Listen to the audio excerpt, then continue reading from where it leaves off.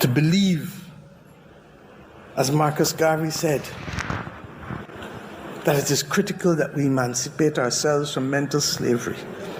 And we forge the strength and courage to develop the confidence, not just simply to say that no man is better than me and I am not better than any man, because our people now accept that. Welcome back, family. So today we are reacting to a powerful speech from the Prime Minister of Barbados, Mottley. And let me tell you, this speech touches Jamaica, the Caribbean, and the entire global system. If you are watching right now and you are not subscribed, most of you aren't. You can check you are not subscribed, but you keep coming back for deep conversations like this. So please hit that subscribe button, like this video, and share it with someone who cares about Caribbean leadership and global change. Full credit to the original creator who captured this speech. Now, let's watch this speech and then I'll be back with more reactions. Thank you. Will you pay $5 for domestic or regional travel, or $10 for international travel to help save the planet, so that the people who benefit and whose children and grandchildren will benefit feel that they too are making a difference in the effort to save the world? And if you took it to pharmaceuticals and to pandemic, you would expect them to put their part. And if you took it to digital illiteracy, you would expect those companies that now have market capitalizations in the trillions of dollars to leave a little something on the table so that we can secure we're not going to make all the SDGs by 2030, but we must now prioritize to build the bridges that will unlock the rest. And that must mean fighting hunger and poverty. That must mean providing education across the world. That must mean ensuring that we have the technical capacity to unfold the benefit of renewable energy while at the same time creating the opportunities for green investment, because foreign capital alone will only make us tenants in our own land, and therefore the domestic resource mobilization and the aggregation of capital is necessary to balance the equation so our own citizens do not become tenants in their own land.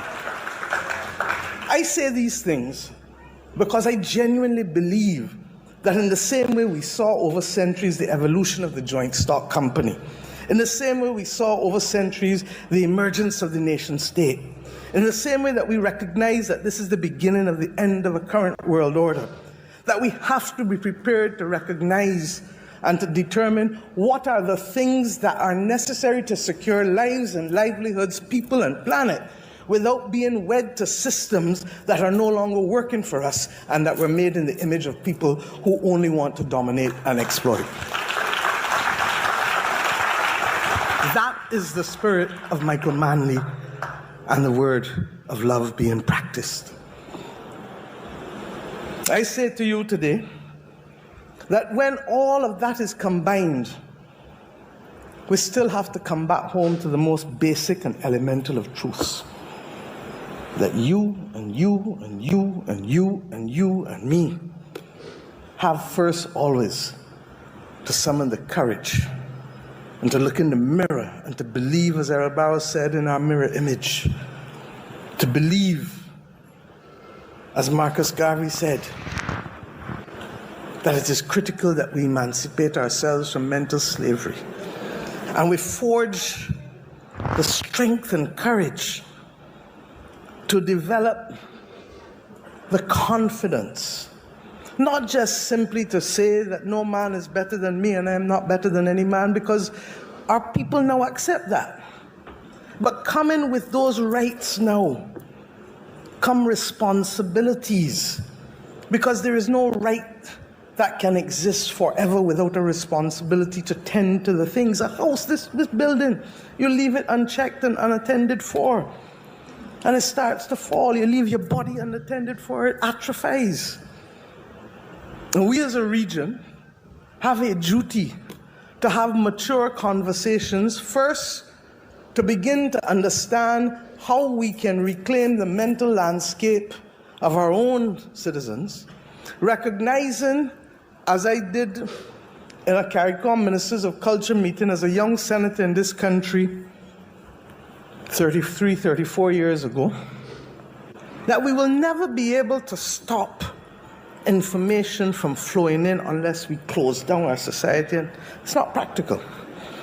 So that what we must do is root our people, so that when the gale force winds start to blow, the trees may bend, but they will not break.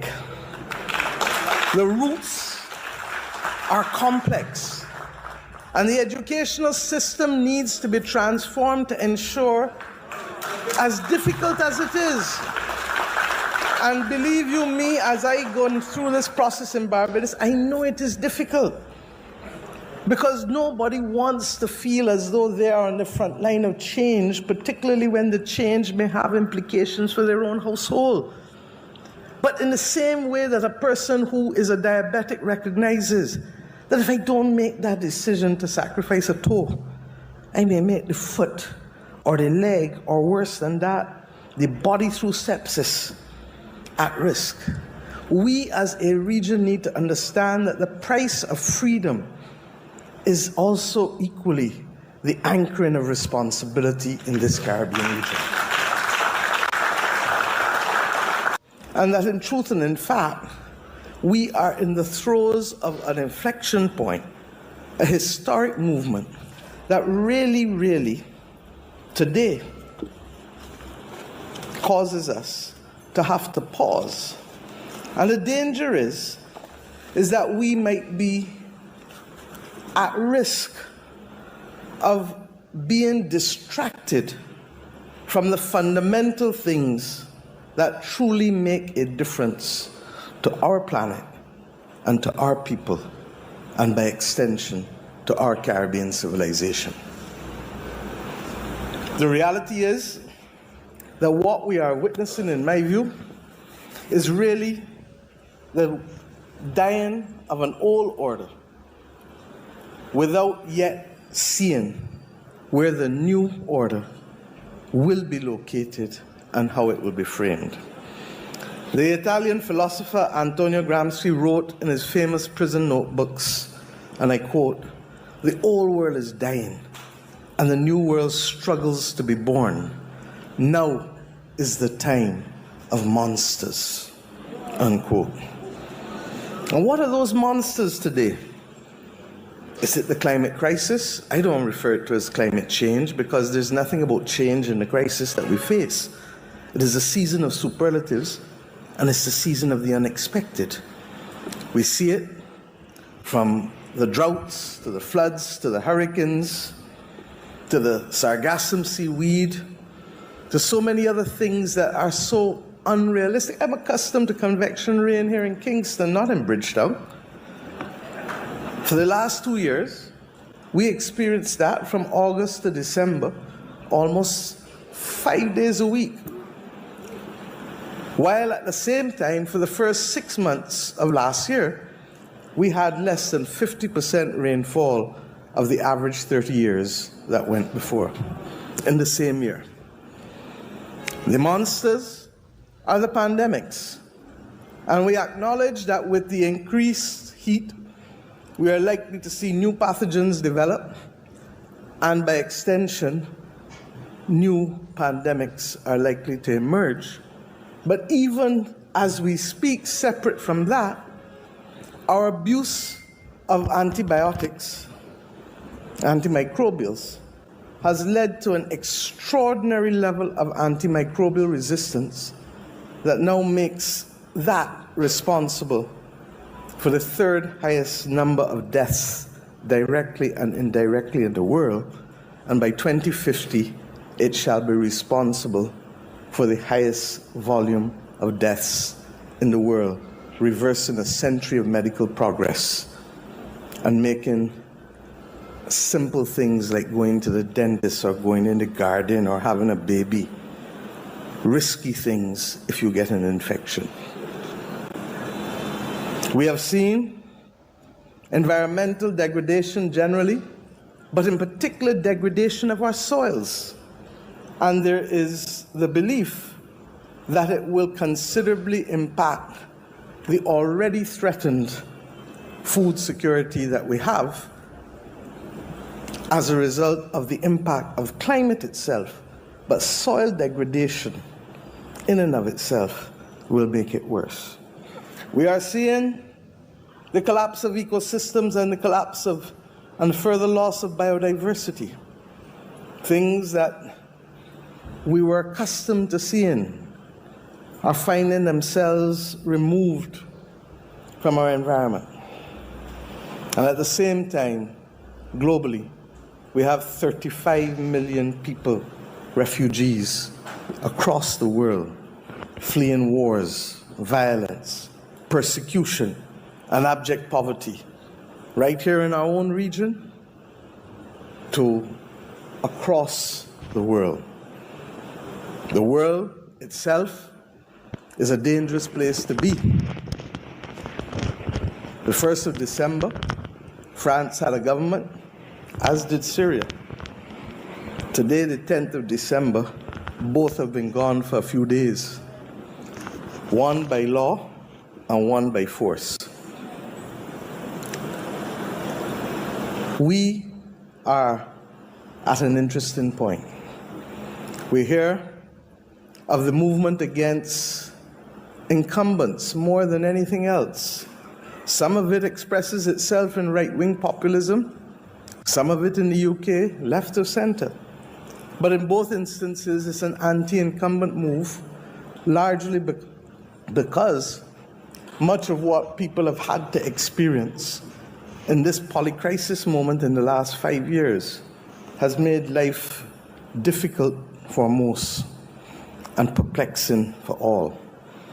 The spectacle of fake news and the inability to control a narrative to build a nation, where broadcasting used to be the order of the day and now narrowcasting and echo chambers replace it.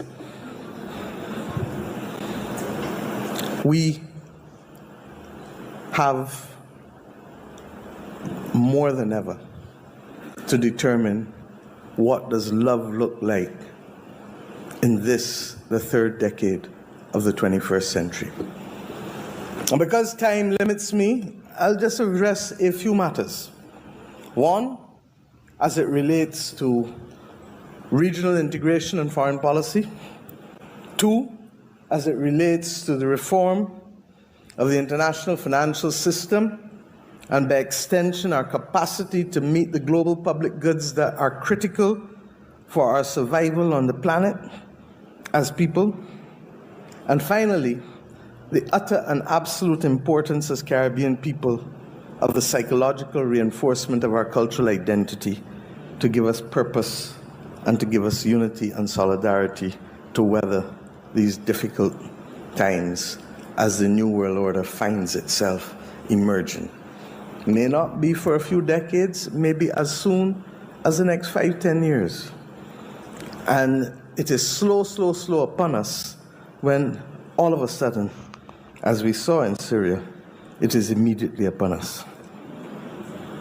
And that is the nature of the world in which we live today, where the powers that influence and the information that is generated goes way beyond the nation state.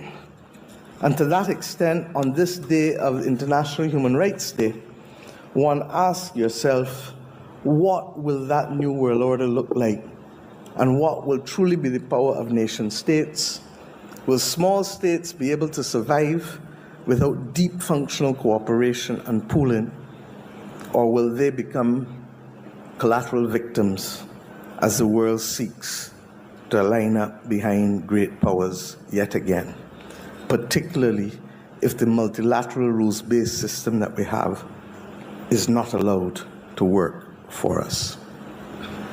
I say to you that it is critical that we not be sucked in to the bankruptcy of the current global world order. And if we go back to what love was for Michael Manley, and I'm amazed at the extent to which even the language used foretold the times in which we come to live in. There is no doubt that we are in a race against time, and those who doubt it will fail to prepare. And that, for us, means that we recognize that love fundamentally is about caring, seeing, hearing, and feeling. Fundamentally is about resilience, a word that Michael used more ahead of his time than most. And love is about transformation. We have taken long to do some of these things, not because of laziness, but because of the complexity of the root system that has caused us to be victims of another order that effectively took away from us identity and movement. And I dare say that so fundamental is the human resistance against that type of activity that I really believe that that is one of the reasons for the strong anti-incumbent movement globally, coming after 2 to 3 years of restricted movement and increased cost of living, where persons are trying to recoup losses in the shortest possible time from a pandemic, that has caused people to say, hey, you didn't see me for a few years, but watch me now, I'm here. And if you don't realize I'm here, I'm going to show you that I'm here. And we've seen it country by country by country by country. But if we come to understanding what that race to become resilient must look like, it is being thrown at us more than ever through the climate crisis.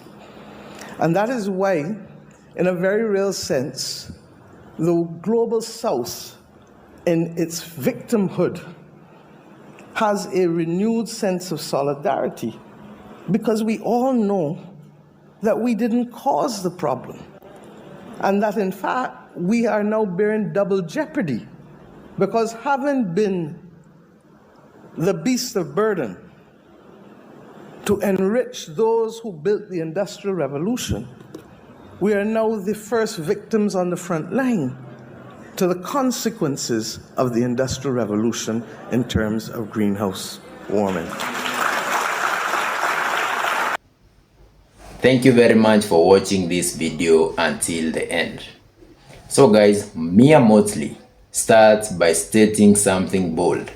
The current global system is collapsing. She references Antonio Gramsci's idea of a time of monsters, meaning instability happens when outdated systems fail, but new systems haven't fully emerged. Her argument: the world can't continue operating under structures that no longer protect vulnerable nations, and that's very powerful. She makes it clear this is not just climate change, it's a climate crisis.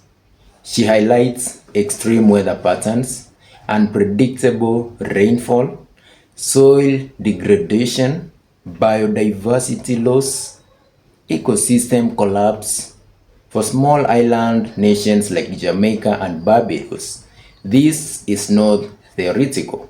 It directly affects agriculture, food security, tourism, infrastructure. Climate instability hits the Caribbean first and hardest. She warns about new pathogens and antimicrobial resistance. That's critical because if antibiotics stop working effectively, modern medicine weakens. This could reverse decades of medical progress. You may ask yourself, what's her point? Her point: global health systems need investment and preparation, not reaction after disaster. She mentions 35 million global refugees fleeing conflict and poverty. That number reflects war, economic collapse, climate displacement. Her concern is that instability abroad eventually impacts the Caribbean through migration pressure and economic stress. One powerful message: Caribbean nations must reclaim their mental landscape. She argues freedom is not just political independence. It's psychological independence. Education must strengthen identity. Leaders must think long term. Citizens must understand responsibility comes with freedom. She challenges the global financial structure. Key points were travel and global industries should contribute to planetary sustainability. Digital and pharmaceutical corporations should contribute fairly. Nations must mobilize domestic resources.